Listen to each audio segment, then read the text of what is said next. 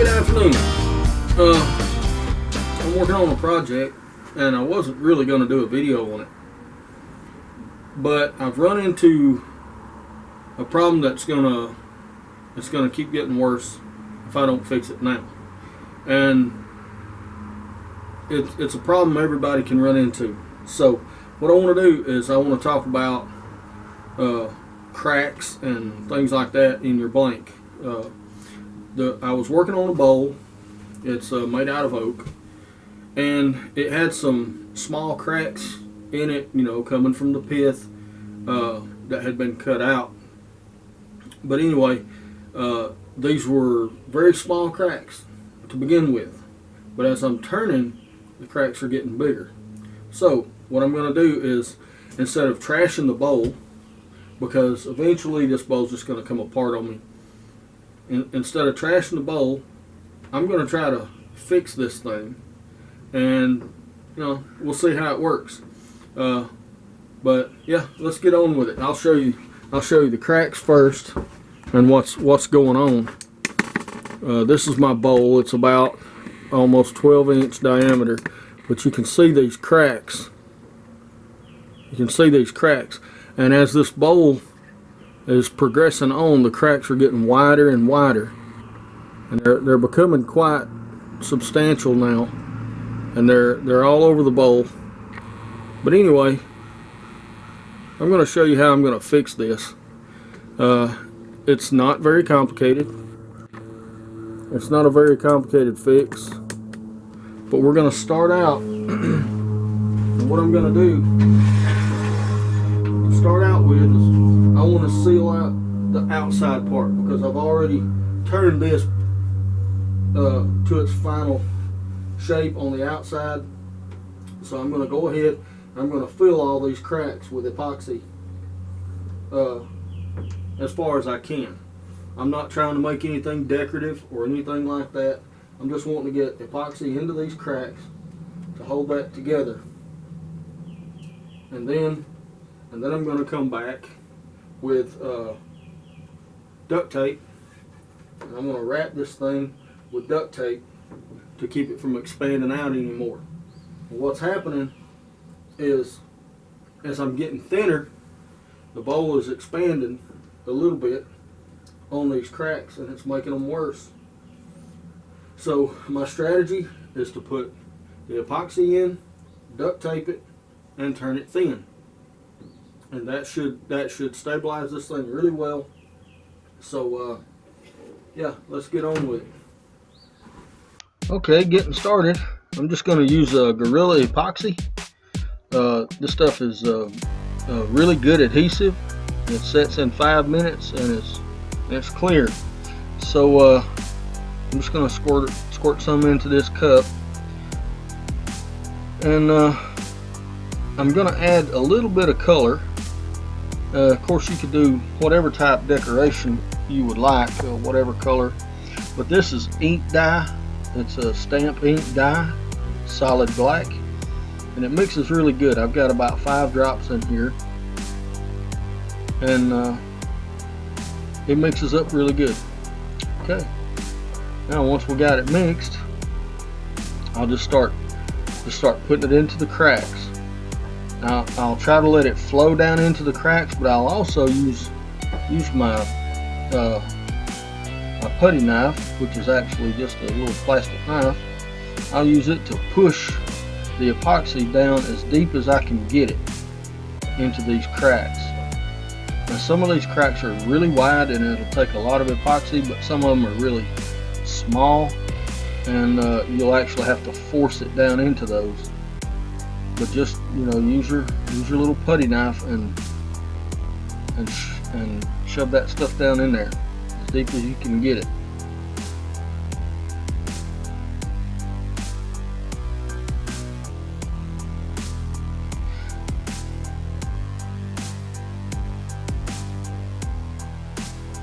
Alright, now I'm just going to start taping it up. I'm just using duct tape. It's very strong. I'm pulling it really tight, and this will hold the bowl in shape as I finish turning it. and also it'll hold it in shape while the epoxy's setting and curing up. You don't want to remove this until the epoxy is cured. It'll still be kind of weak when it's set, so you don't want to release this stuff until you know that the epoxy is hardened up completely. Okay, now I'll just start turning on the inside. I'm not going to make any repair work until I get to my final thickness. So we're just going to turn this thing down and get this bowl almost finished right here. Now my epoxy is probably set by now, but I just finished taping it up, and the tape will hold the epoxy in place while you finish turning. So you don't have to, the epoxy doesn't have to be cured at this point.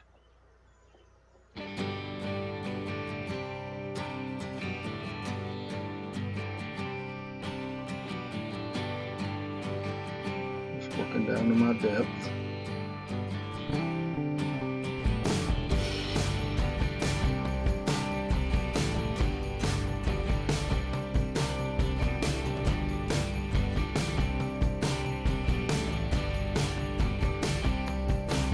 I'm checking periodically. I'm checking just to make sure that the cracks aren't getting any wider, that I've got the duct tape tight enough to keep it from getting wider. And when I get done and I get the epoxy on the inside also, the bowl will be turned thin, so the wood itself will be weaker and won't tend to pull as hard against the epoxy. And that's one of the reasons that this method will work. And I've done this several times, and I have never had bowls come back to me because of cracks opening back up or anything like that. This method really works pretty good. And depending on your colors and things that you may put into your epoxy, my buddy down in Tampa, he uses key shavings from key makers, all their little shavings and filings and stuff like that of brass. He uses those, and I've tried that myself and I really like it. But you can do all kind of stuff. I just use simple black epoxy in this one myself. Anyway, I'll check, make sure the cracks aren't getting any wider, and then I'll fill this up. I accidentally did not record this section. I apologize for that, but the inside is the exact same as the outside. I've packed the epoxy down in there, and then I'll let it set up and cure. Now it's time for the finished work on the bowl, and I'm just making finishing cuts and scrapes, using a round nose scraper here just to get off all the excess epoxy and to smooth it up even. And it actually looks pretty nice, I think, the way this turns out. And like I say, you can use different stuff in your epoxy for decoration. And I'm going to get started sanding on it, and I'll sand this bowl. I sanded this bowl to 400 grit. I started about 80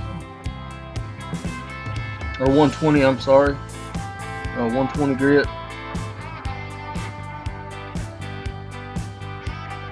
And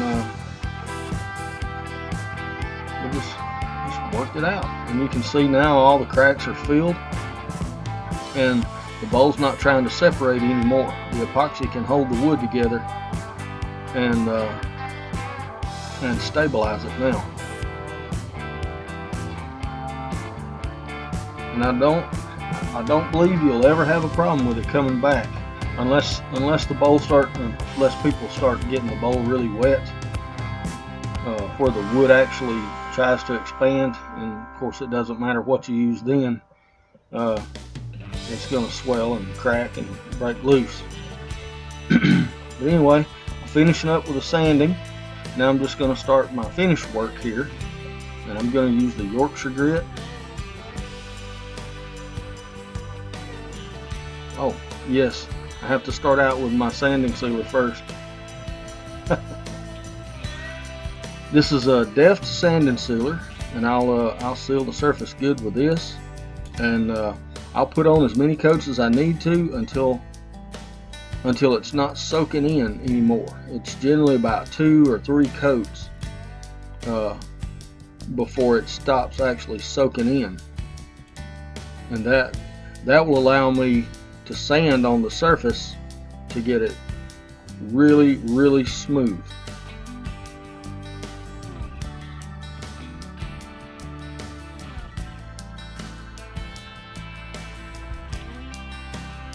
And then I'll go to my Yorkshire grit. Okay, I don't actually have to sand the sanding sealer. I just put the Yorkshire grit on it. The surface of the wood has been sanded to 400 grit.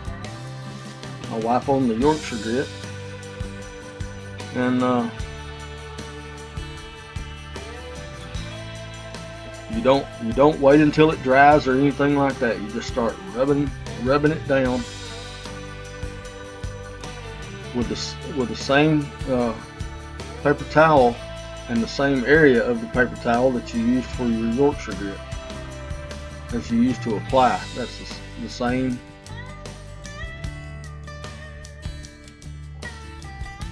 The same area of the paper towel. You just keep running it over and over and over.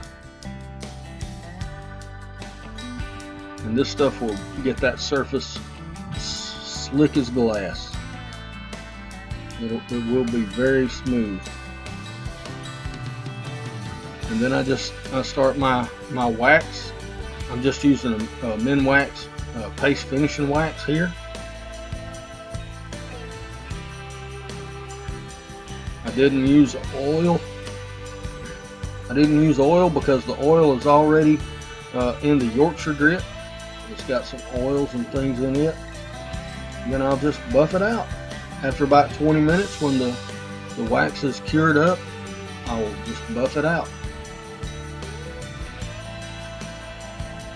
This is one of my favorite finishes of all. I really like this finish. Alright, so there it is, all finished up. This piece of wood actually started out as like firewood, and well, it had, you know, some spalting and stuff in it. I thought, man, that might make a pretty bowl. So you know, it's just a piece of old pin oak. But as I got to turning it, it had little cracks, you know, just little cracks. But those cracks started getting bigger as I kept progressing on. So I had to stop, and it was either take it off the lathe and just throw it away, or, you know, try to fix it, which I've actually done this before, and I thought, well, you know, why not make a video of that? So that's how I put it together. And this wood is stable now. I mean, I'm not worried about this bowl trying to crack further. I believe it's going to be just fine. If you've seen Matthias Wendel's video he did comparing different adhesives and glues and stuff, epoxy gave him the strongest bind. Okay, and by far it was better than like the wood glues. It was better. Well, it was better than the wood glues, but wood glue has to be a tight joint. This joint has a gap. All these joints has a gap all the way through, and you know, the epoxy by far outperformed the polyurethane glues. They're really not very strong when they have to fill a gap, but epoxy is, because epoxy just turns into plastic and it's strong.